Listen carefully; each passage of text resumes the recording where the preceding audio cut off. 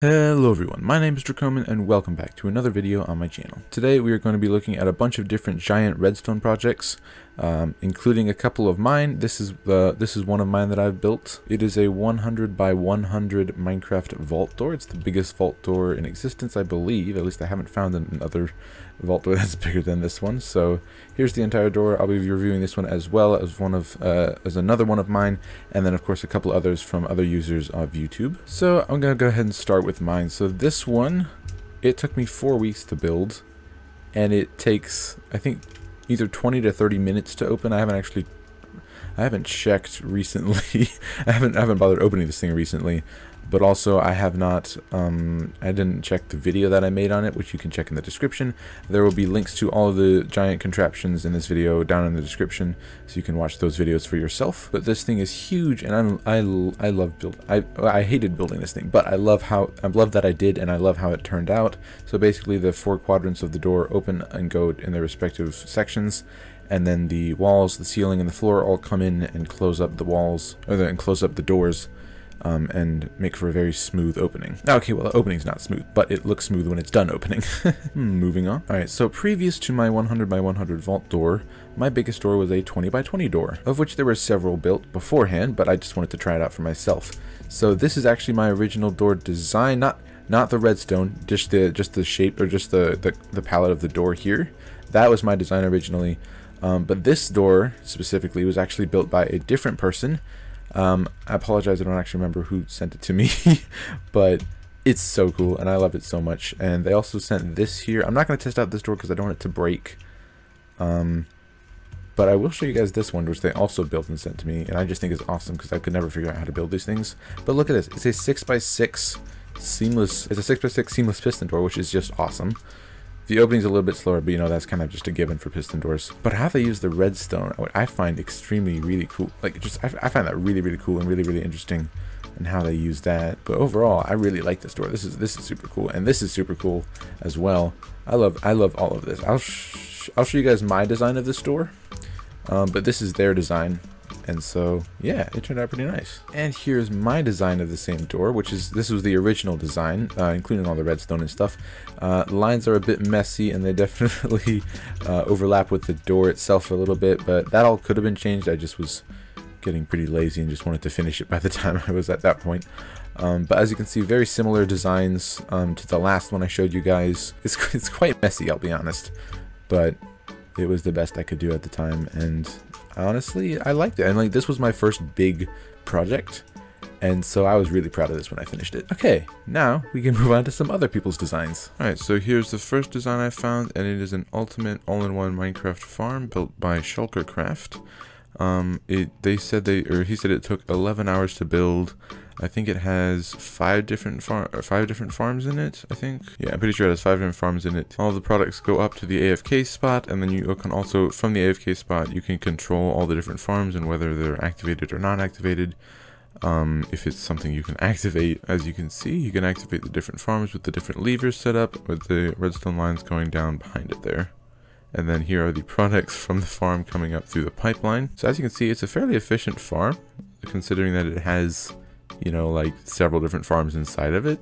So it's got the pumpkin watermelon farm, mob farm, cactus farm, cobblestone farm. It also has a bamboo and sugarcane farm, and then it also has an iron golem, or not iron. It also has an iron farm. As you can see, they made it fairly clean and it looks really good. So overall, I really like this one. Alright, so the next thing I'm going to be doing is Cube Hamster's Controllable battle robot, which is pretty cool. It's like super big. Of course, you can stop it and start it from walking. It has an actual walking motor, and like obviously you can see it can put its legs up, move forward, and then put its legs down again.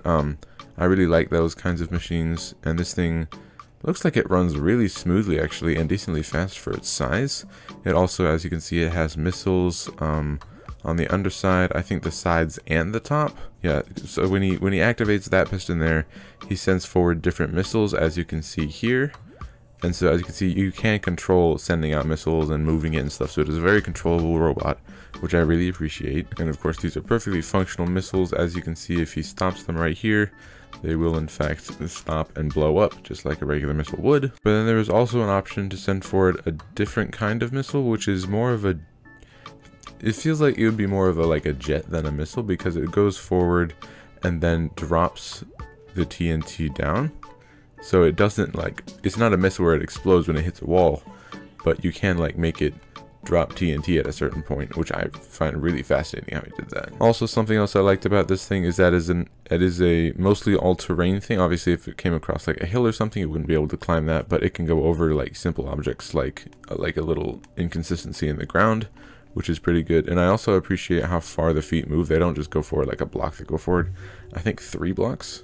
Yeah, 3 full blocks before coming back down again, which I think is just really cool. Alright, it turns out you can also load TNT into a slot behind him, and that will launch the TNT forward, as you can see here, which is super, super cool. I really like this. Overall, I really like the design of this robot and the many different things you can do with it. This next one is kind of interesting. It's technically the biggest square door in that is possible in vanilla Minecraft. It's hard to classify, to me personally, as a door though, because essentially it's just a big flying machine. So yeah, personally I find that hard to classify as a door. But as you can see, if we play this, it is a 384 by 384 piston door. But as you can see, with this press of a single button, he can send the whole door forward, and it goes from like the top right corner to the bottom left corner as it closes, which admittedly is a fairly interesting way to open and close, but you know, for something this size, I guess that's understandable. And here we have the door starting to finally stack up and close again. So as you can see, this door can open and close, and you know, this makes me wonder why people are so obsessed with doors. Okay, I'm not going to question it because I'm obsessed with doors too. So it looks like it speeds up in the end, which makes sense because there's less flying machines moving. And then he also says the opening and closing time completely depends on the PC you're using when you're opening and closing it, which is completely understandable. Although it should open in less than 3 hours. Okay, that's also understandable considering its size. And of course, this was built by Lord John, so go check him out. This next one is one of the fastest 10x10 seamless piston doors. As you can see, it closes really quickly, opens almost just as quickly, and I really love the animations on this thing. This is done really, really well. I really like how it works. So it pushes everything out, and then to retract it, it moves the blocks, and then as it's moving the blocks, it pushes slime and honey blocks forward to grab the blocks, and then pulls them back in. Wow, oh wow, that's really smooth. I really like this door. This is really cool. And of course, I'm going to give credit. So this was built by Avogado. Check him out. I'll put the video links to all of these past videos in the description. Dang it. Give me a second, guys. My mic just fell off my desk. There we go. Alright, so the next thing I have here is another door, because doors are awesome, and I don't understand why people like them or why I like them so much, but they're great. But basically, this is a 100 by 100 blast door, so it's just essentially a giant wall of generated cobblestone, and basically what he's doing is he's launching TNT down onto the wall, and he has to launch it with like slime blocks in order to get it all the way down, because TNT only falls for like 70 or so blocks, so he has to launch it downwards to get all the way down the 100 by 100 door. And then to refill the door, he flows through a bunch of lava. Okay, that was a weird way to say it, but basically he just like releases a sheet of lava down through where all the cobblestone was, and then once the lava reaches the bottom, he sends down rows of water, and he actually does this in a very cool way, because look at this. He sends them down in just like little modules, because the little modules actually fall faster than like just a giant sheet of water would, because a giant sheet of water, that would take forever to decrease all the way down to the bottom. So like it would flow down really fast, but it wouldn't, like from the top it would not flow down very fast, whereas these, they just fall straight down. So it both looks cool and is more efficient than just sending a sheet of water down. And I think this door is just absolutely amazing.